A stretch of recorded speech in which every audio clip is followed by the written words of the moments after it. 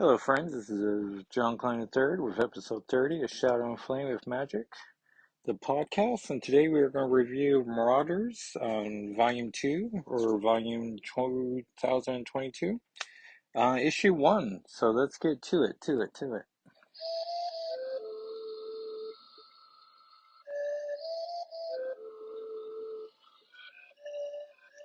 And once again, thank you, Francisco, for providing the theme song to the podcast.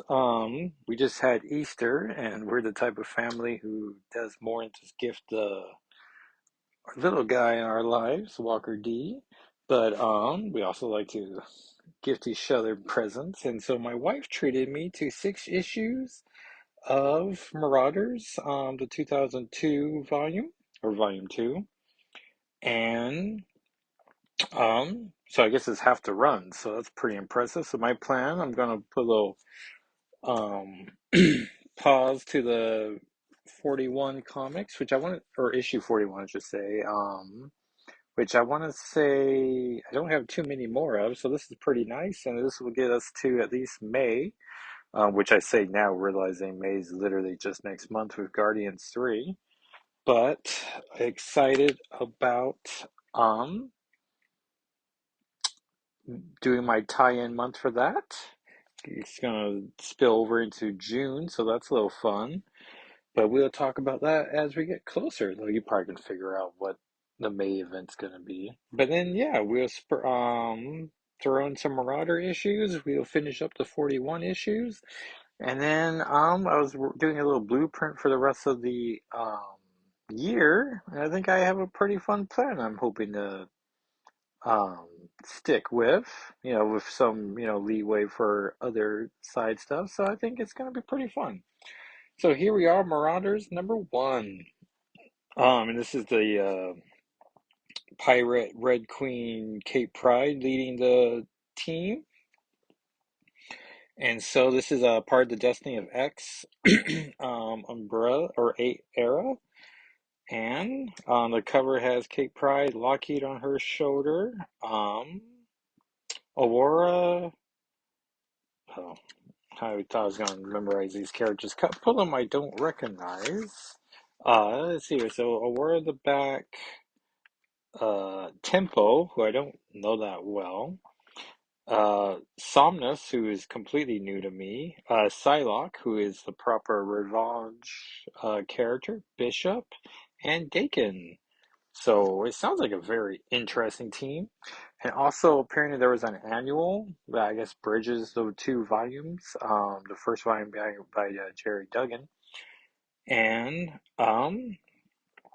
so I don't have that one, but it was pretty nice. And she got these Kelly's Comics in Great Falls, which I was tempted to, since I know that Shadow Cat with a K, right where you think it would be, is going to be in X-Men 25 with her brand new look, and we know what Magic's going to be in with a book with Danny. I'm tempted to maybe start a pull list in Great Falls. I mean, it's only an hour and a half, which seems like a long distance to go just for comics. But, if I have a reason to go, maybe it'd be a little more fun. Plus, have this great Firehouse hot dogs there. Not a sponsor, but we really like it. So, once a month maybe go up there, pick up the comics. I don't know, I'm really tempted to do it. But,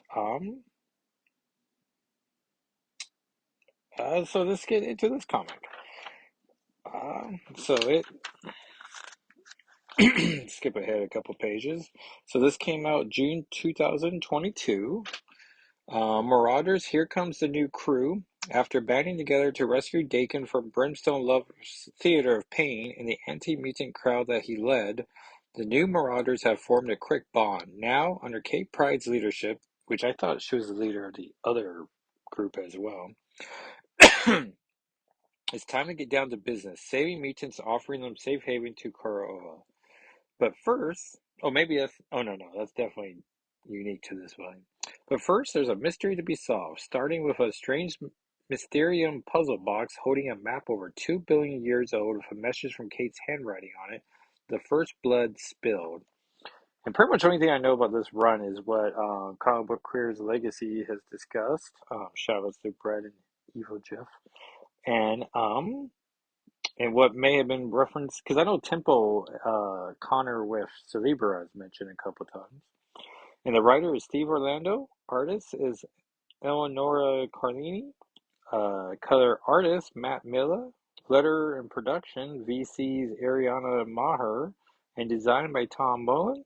Cover artist by Kayla Nugu.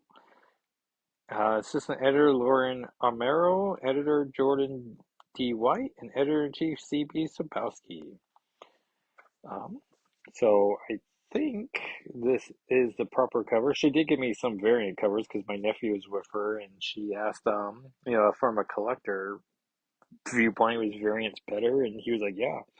So shout out to Curtis D for I usually call him CDC, but for being there for the assist. One of the variant covers doesn't have Kate Pride on it. It's like the only cover that doesn't have her on it, but it has Aurora, Samus, and Tempo maybe. Because I was like, who are these? Oh no, Dakin. It's Dakin, Aurora, and Samus. And Aurora, of course, is the North Star's twin sister, who I don't really have much connection to, but maybe we'll learn to love her in this series. And this issue is called Extinction Agenda, but extinction properly spelled. So that's fun. So Jackson Hole, Wyoming, and there's a bunch of people running from a center where it has a big flaming tower. Uh, and people are just running away where some paramilitary troops are trying to lock down the situation. And then you hear a voice off screen saying, "Finger off the trigger, Captain. There's a mine in there. That firestorm's one of us, and he's in pain." So you're saying there's things of mutant? We come in all shapes and sizes, and we see it's Kate Pride in her captain look, Ravage, and Bishop. And Kate continues, "And none of them give you the right to murder us." And Bishop's like, "Step aside. No one's dying today unless you get in our way." And then I guess thanks to Psylocke, uh, telepathically communicating there, one like Bishop's able to telepathically speak to Kate, saying, "Nice doing the rank and file, Pride, but we are sure there's enough left here to save." He's in there, Bishop. Humans turn him into a suicide bomb. The man's been trying to pull himself back together ever since. And Revenge says, "Spite is powerful motivator." And then out loud, she's like, "But he's all over the place. Let's give him something to ground himself to." And we see like a fire scale, or it's a human scale. I guess it's like Glob Herman, but yellow. And instead of the globs inside him, you just see the bones, but he has like a yellow jelly outer form. "Got him, Psylocke. You're safe, Fever Pitch. You're back. The name's Captain Pride." "Didn't think anyone remembered. Didn't think they cared." "Ready to go home?" "Who in the hell are you people?" And then that's when we get the two-page spread. And now I'm honing this. I think this is the first comic I've read in the post. Oh, no, because I started reading the Marauders Volume 1 trade. And then, I don't know, I'm a poor reader, so I haven't kept up to it, but I really should finish it. But then I got The Last Ronin, the Ninja Turtle book, and then I started trying to read that and got a lot further this weekend. And then, you know, well, it's Monday night, so I haven't gone back yet. But I really want to try and actually start reading these books. Coca-Cola, days later. And we see Kate's just walking through the deep woods. "Catherine Pride, what are you doing? Following some map from Mysterium Puzzle Box? See Marauders Annual 1, JDW. Into an archipelago even Corolla didn't know about? Someone made it forget a part of its own body, and I thought Professor Xavier was a jerk." Always a fun callback. I should say, if you notice a quality, hopefully hear a quality improvement. I'm trying to record this with my AirPods in, which has been a thought I've had going for a bit. And then I was like, I'm gonna try it today. Like, why not? So, and I did a little test, and it sounded great to me. So hopefully it continues to sound good. Um, you are wise beyond your years, child. After all, he put me here. I don't often get visitors, and so I've had to make my own fun. Do you know if you dig deep enough, Coca-Cola has organs? And right now we just see a bunch of hands in Kate Pride's like shock face, and the hands are very bloody. There we are. Feeling's a funny thing. When I remove these wee bits, I almost get a tickle behind my ears. I think you'd call it guilt. I've been enamored with the concept, but at least I ramble endlessly about my triumphs of personal progress. Page turn dramatic reveal is Cassandra Nova, who I know Kitty and her had a little run-in during Whedon's astonishing run, with John Cassaday, of course, and Laura Martin on color duties. Um, is there something I could do for you, Sprite? But they don't address that history here, so I don't know if they have recent history or not. Because she was trying to take over Kate's body. Um, you know, explain why a 2 billion-year-old box inscribed in my handwriting held a map that leads to you, Cassandra Nova, which I imagine she says is for our readership benefit.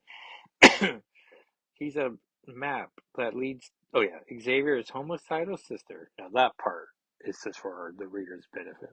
I gotta say the art here is pretty great. The coloring, like Kate's hair is down, the costume looks good. Cassandra looks old, but likable enough. The coloring is very nice on the eyes as well. Oh my, and how could that be? No matter, your thoughts have such an exciting luster, but not for the box, for what it contains. The first blood spilled, which I imagine is covered in the annual because this comic does not really dwell too much into it. Which I gotta say, not knowing about it, I was intrigued by that, but at the same time, kept waiting for the answer for it. Our past is richer than you know. The first mutants of the second generation may have thrived on Okara, I think is how you say it, but the last of the first still fight for life. They could be saved with my guidance. I won't turn my back on mutant lives. I can't, but you killed millions of Genosha, including my father. You've got Krakoan amnesty, but I'll never trust you. Please, I'm quite reformed. Did the resplendent Jean Grey not tell you? She fixed my myriad of thoughts just before my residency here began. Look at me. I wouldn't hurt a mutant fly. And she's like covered in blood and is giving a big old innocent grin. From the databases. Correspondence from Bishop, War Captain, to Kate Pride. That's right, Pride. Actual paper and actual ink. A memo like the old days. Your old days, at least. But I've been thinking about hard copy memos may not be the worst idea in the event of a telepathic communications failure. Not to mention, this is the age of roving technopaths. I've started to appreciate the security being able to put something in an envelope and lock it in a drawer. We agree. I wouldn't complain about your choices for the new crew, and I'm a man of my word. I'm also a man of specificity. So there's be no complaints to be found here, but there'd be a hell of a lot of observations. We both know there's no world where a roster you draw up matches one of mine, but you led with your heart, and I couldn't respect that more. And Kate and Bishop have a fun history together with Uncanny X-Cast, or not Uncanny X-Cast, Extreme X-Men, and like where they got to talk, spend a lot of time together. So it's fun to see like this assortment. I gotta say this Krakoan age of X-Men, like pretty much one like each character has a unique cast with maybe a Cyclops and Emma being in multiple appearances, but like we don't have like Logan Wolverine in like six teams anymore. Like you want him, you go to one title, and they're doing that for the Fall of X as well. With just a bunch of people just like deep cuts. Like that's one title. Is it Dark X-Men with Madeline Pryor? And how I'm catching myself like putting my face closer to my phone. Like no, like you don't need to do that anymore. Um, where it's like, oh, look at these unique choices. So I don't know. I guess it's fun that Bishop is also commenting on the fun choices. The Marauders might be rough around the edges, but I've been here before. You should have seen Randall and Malcolm when they joined with the XSE. Um, but also, I guess it's hard not to think about unique choices and not think about Mike Carey's X-Men team, led by Rogue, that had Iceman and Cable, and then the chaotic evil of Mystique and Mastermind, Lady Mastermind, and who was the third chaotic character? Iceman. Oh, Cannonball, Iceman, Cable, Rogue. I feel like it was more villain, but anyways, great run. Solix still hasn't sure she belongs, even if we know she does. She won't be able to convince her, but her will to prove that to herself makes her our strongest asset in the field. She'll never lose focus on her personal mission, and by proxy, our own. Tempo has a lot to show us. There's power and confidence there that many of us missed. I've traveled in time plenty, but I get the sense of her. Oof. Well, it's a reference to him chasing down Hope and Cable. You think they wouldn't talk about that in the soft reboot by Jonathan Hickman? But I get the sense of her relationship. I just added that to the Hoxpox hardcover, which I had in my hand at Barnes Noble like years ago, but not too many years ago. My wife was legit like supportive, like just buy it. And I was like, well, Kitty's not in it too much. But now I'm like, oh, I should have bought it. I could have been up to date on it. Tempo has a lot to show us. There's power and confidence there that many of us missed. I've traveled in time plenty, but I get the sense her relationship with time travel is pretty different from mine. It's deeper, more personal. If I have to guess, more painful. Two people look at the same crime scene and see two different things. That's me, Tempo, and time. Is Tempo the gal from Bendis's team? Or is that Tempest? Probably have to look at that. Akihiro still feels at home in the blood. That's why he did such good work on X Factor. Each investigation kept him close to the dark side, but in a useful way. He's hungry to turn his anger into something with utility. That said, repeated vivisection by Brimstone Love and his followers certainly hasn't helped his mood. But the acceptance he's found in Aurora has hopefully done more good than Love's done bad. Oh, Akihiro is Dakin. Uh-huh. Aurora joined up to rescue Akiro at first, but I saw in her eyes which I guess I like how he's calling people by their real names. Well, except for Tempo, I guess.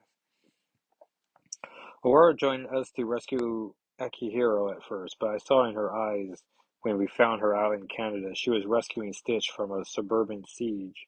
It's clear her time on X Factor has affected her. She's found love and communion in Akihiro, but also found new horrors in their caseload. The Five might be able to bring us back, but after what Aurora's seen, I think she's ready to get to the mutants before they're dead. Somnus might say he joined up to save Akira too, but like Aurora, it's clear he was looking to make a move. He lived a whole life in the closet, over 80 years of compromising who he was. And now, thanks to Akihiro pulling some strings, he's back with a second chance and a body in its prime. He's a mission of gratitude, and that's important. He could be the heart of the team in a waking world, but there may be no limit to where he can do in the dreamscape. And then there's Cassandra Nova. I should thank you for your respect. You came to me first about bringing her in,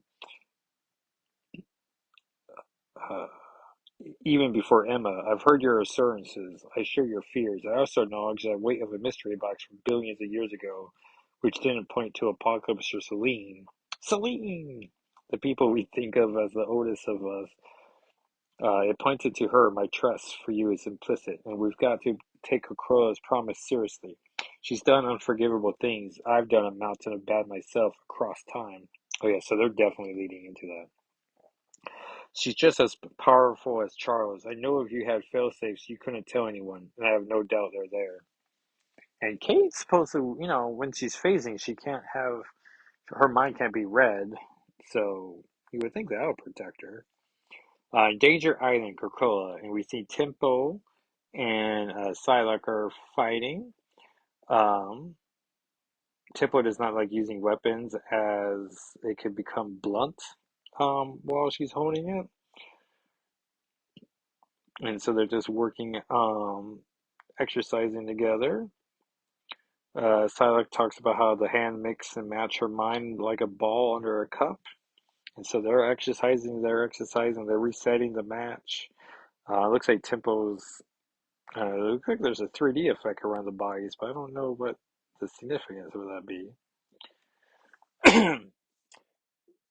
We see Jean floating down to Cassandra Nova, and Jean's in her 90s X-Men outfit, except it's blue. No, I guess it's blue where it's supposed to be blue, and then it's red instead of yellow. She's like, "What brings you here in your finest?" A reminder. I wore this when I left you crying at my feet. Don't make me do it again. Perish the thought, Jean. I should thank you for your little injection of compassion. Now that I can realize the horror of what I've done, I may enjoy it more when I felt nothing. My God, you haven't changed at all. I'm far from through with atrocity, Marvel Girl, but you did accomplish something. Mutants have nothing to fear from me. Now my ship awaits. Be a gem and clean up this mess. She's just like, I don't know, cutting up organs for some reason. The Boneyard, Krakoa. Perfect form, Bishop. Oh, that's a word talking. The drags of fever pitches fire. Most of what I've absorbed went to powerful cells. Should have seen their faces when I dropped them at the town's homeless shelter. Free mutant batteries. Is it change? For sure. Speaking of which, let me just. And then there's a big sap. Pack. Oh, yeah, because she can fly fast is one of her powers, but then she also can shoot lightning bolts. Or not lightning bolts, but just hand blasts. You sure about joining Upper World? It's time. Aki's on the new Marauder, working out with Brimstone Love, tortured, trope did to him. I want to be there for a hero, but it's not just that. X Factor's shown me plenty of death. Which I guess is interesting that half the cast of X Factor got picked up and moved to this title. But, I don't know what's going on. And then we see Dakin, or I guess we should call him Akikira if that's what everyone else is calling him.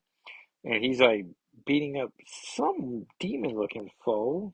He's like that love? Oh, this must have been the it's called love, but what was the pain of love? Um Brimstone love. He's like that love, no greater teacher than pain, right? You'll be a genius when I'm done with. Time's up, Aki. You promised me years in there, Somnus. When was it just me and a bed back in our day? You had decades to spare. I swear you complained less back then. And Laura shows up. What's he mean is you're not an intriguing visitor. I don't know how to do a French Canadian accent. And so they're joking about how they all spent time with X Factor together, and but they're pretty happy here, all three of them. But Akihiro won't admit to being happy, and Akihiro's dreams are not well. And then killing Brimstone Love in his dreams is never satisfying. And Bishop telepathically calls everyone, "This is Bishop, everyone on deck." Captain Pride's got a surprise. And we see Cassandra Nova's on the ship, and Kate talks. Marauders, as part of our ongoing efforts to test your faith in my judgment, meet our final crew member. Final? Must you make it sound so grim? And the Marauders are just dumbstruck. Everyone's jaws. Oh yeah. I gotta keep my finger on the cast page. Somnus is like, should I know who this is? Bishop, you're the only one whose mouth's not on the floor. Knew it was coming. Hated it then. Don't like it now. Don't like it. don't like bald Katharine Hepburn? Is this a joke? I know I'm new here, fresh out of an egg and all, but what's everyone afraid of? And Cassandra Nova was just chuckling to herself. On Cassandra Nova, closed scientific council stenographer Forget-Me-Not, attending Dr. Nemesis, Dr. Cecilia Reyes, Mr. Sinister. Who always is a doctor, but he doesn't like Mr. Freeze. Doesn't need to be held to such you know, how hold himself out to be a doctor. Like people just know it. I do like the Forget-Me-Not, one of my favorite X-Men characters. Nemesis. Let the record note there are only two doctors in attendance and one Mister. Can we just get on with this? I don't have time to wait for you two to run out of things to measure. I see no need to validate the scribblings of a fungus-headed dabbler whose work chose a lab coat over a cape, whereas you, Reyes, are a harmless amateur with style. The analysis of Captain Pride requested is quite simple. On the case of Cassandra Nova's mutanthood, the results are quite affirmative. A predictable result from a posture who stole his, oh, this is a data page, by the way, who stole his way into our world of a turkey baster and a lack of shame. Thunderbird's back excess. He's likely to have some questions about where his DNA went. Of course, you would support Nova's mutanthood. You're two of a kind. She's not Xavier's twin. She's a Monudere, a parasite entity that stole his DNA in Euro. If anything, you're jealous was more efficient about the theft. And yet, the Council does recognize Sinister's mutanthood today, even if I personally find it repulsive. Everyone says that at first. Ignoring his intense bias is not as simple as you say, Nemesis. You're both mad scientists. No doubt you've got knowledge I don't, but I've got something you don't have. Time in the trenches. I'm a trauma surgeon. There's a reason Pride wanted me in on this meeting. Safe to say, life and death means something more personal to me than you two. To me, Cassandra's case isn't so cut and dry. Sinister stole the mutant DNA as a thinking adult.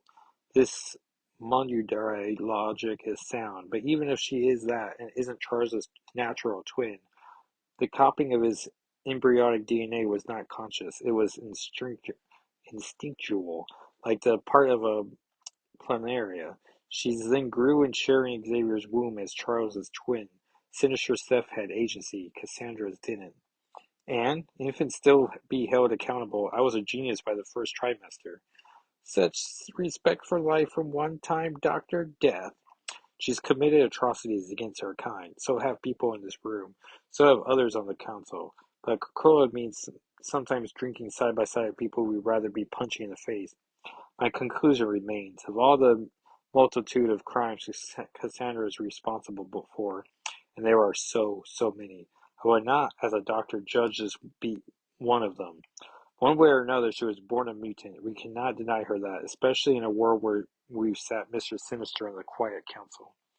And what a world it is. You see, Nemesis, the sainted trauma surgeon agrees with me and hates you, which at least mercifully brings us to an agreement as well. And they were back in the story. Cassandra Nova reads, yes, you're all horrified, I'm sure. You, and she looks at Somnus, you're looking as luminous for a centurion, Carl. You already read my mind? A near constant compulsion, I'm afraid, and to think you're the one person here that could have barred me entry if you honed your gifts. You see, our crewmates are crossed because I once killed a few million mutants. A light rain compared to the blood that's washed the hands of, say, their hero, Apocalypse, or gene thief, Sinister. Yet they were given council seats while I receive eternal house arrest. But you all know where the path goes down below.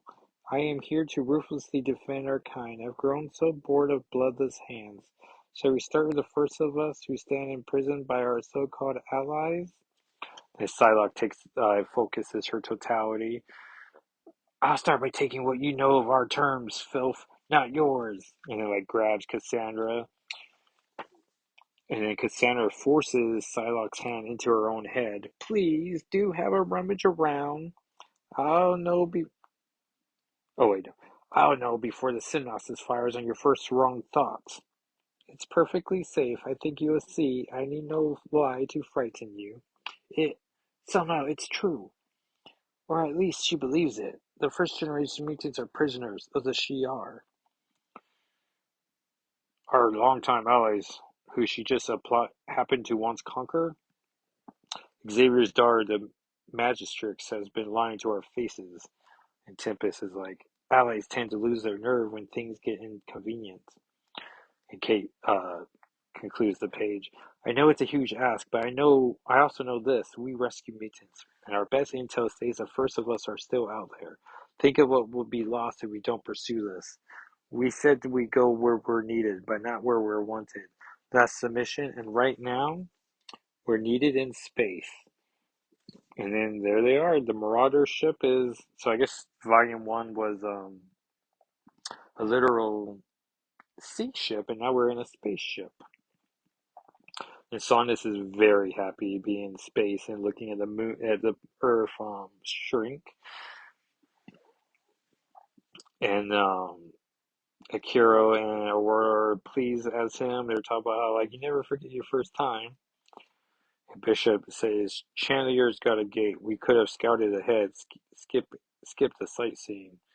And let me fly the ship alone? You'll be monitoring the gate, Bishop. And with that, what we're coming to ask, they won't be happy to see us. Because I guess Kate can still not travel through the gates, which I like Combo Courage Legacy's opinion that it's a probably due to Doug, but I don't know if we're ever going to get that answered. I want to say Mav had from Oh Gosh, Oh Golly, Wow podcast was talking about how it might be due to the Fanax's influence of the gates and how they're living technology, so that might be why she can't do it. But we just have, there's some, which is fun that there's so many different theories it could be. And so we meet Xandra, who's Xavier and Aoyana's daughter, who's the current Magistrix. And her council is trying to inform her that Cassandra Nova is on her way with a ship of Earth's Hellfire Trading Company. And Cassandra Nova, at the end of or during the Morrison run, left Earth while taking possession of Xavier's body and then just wrecked the Shi'ar Empire. So they are very concerned about Cassandra Nova coming back. And they're going on about the first blood spilled and the Guardians there, and they're all being told to leave the room as Stephos the Red arrives. And she has very boss lady energy. I am as I always have been, Defos the Red, noble of the kin Crimson, shepherd of Shi'ar history, a rank that far exceeds Super Guardian. We've always been here hiding in plain sight, until now upon by the moment. And Xandra, who looks, I don't know, teenage age maybe?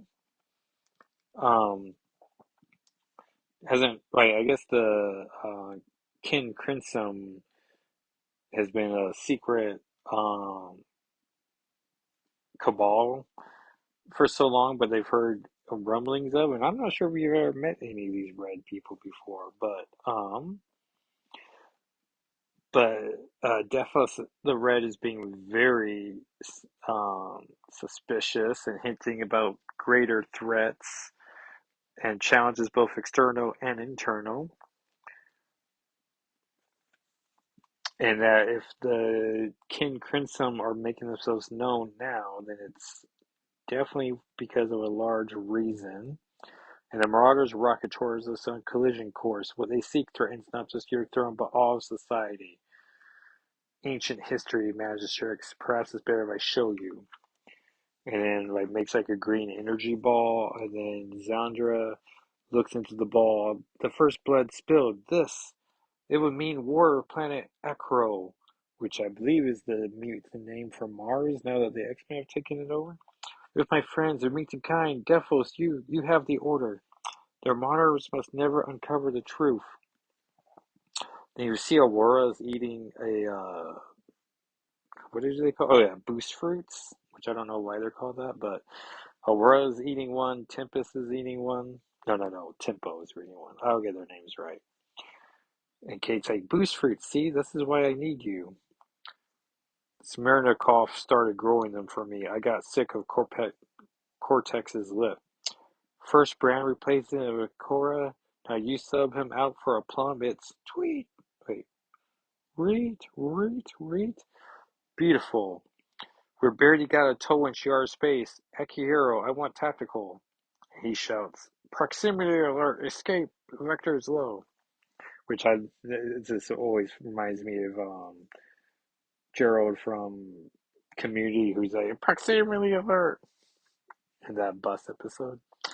Identify crowd, guns hot, closing fast. I know a predator when I see one, Captain. And Kate's like, and so do I. The ship's full and prepare to engage, people. We never expected a welcome mat.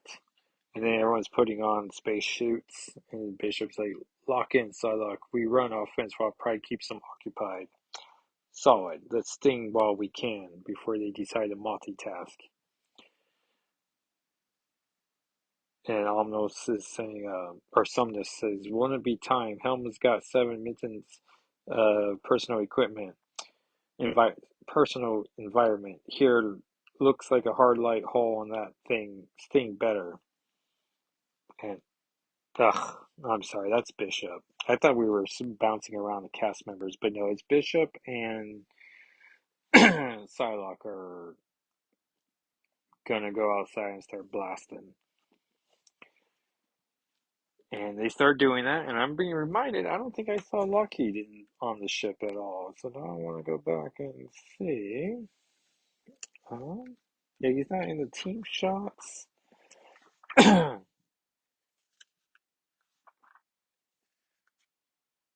He's not floating about, which isn't unusual. Oh yeah, I don't see him anywhere here. Well, that's disappointing. Um,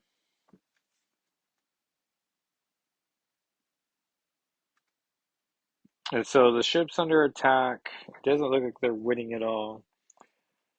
And Kate's shouting, brace yourselves, they got them filled up. I've tried to phase us out. The energy bubble might as well be adamantium. Maybe I could get through a boost fruit, but I'm not leaving anyone behind. Because now they gotta slow down to get Bishop and Psylocke back in the ship. And then the hull is breached. Bishop and Psylocke fall back into it.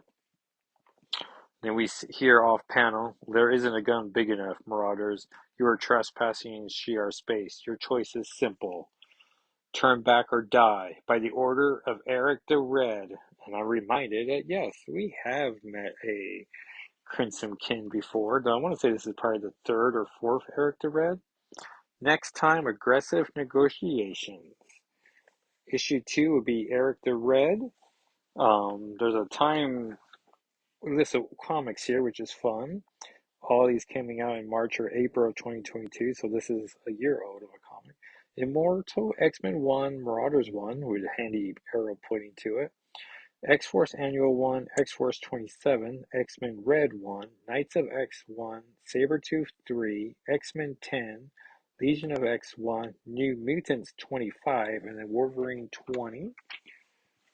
And there's a back cover ad for M&M's, which I'm secretly working on a small jar of blue M&M's that I'm hoping to make a fun storyline out of. And the next comic I own is issue 3, so hopefully issue 2 gets recapped in the opening pages of that. I'm sure there'll be some parts of it, but that's where we're at the moment. I just stopped charging my phone, so that's irritating. But yes, that was Marauders, the 22 volume, issue 1. Thank you so much for listening. And if you give a like and subscribe on wherever you prefer to get your podcasts, I really appreciate that to help the podcast grow. You can follow me at Twitter and YouTube at Jackal SIII.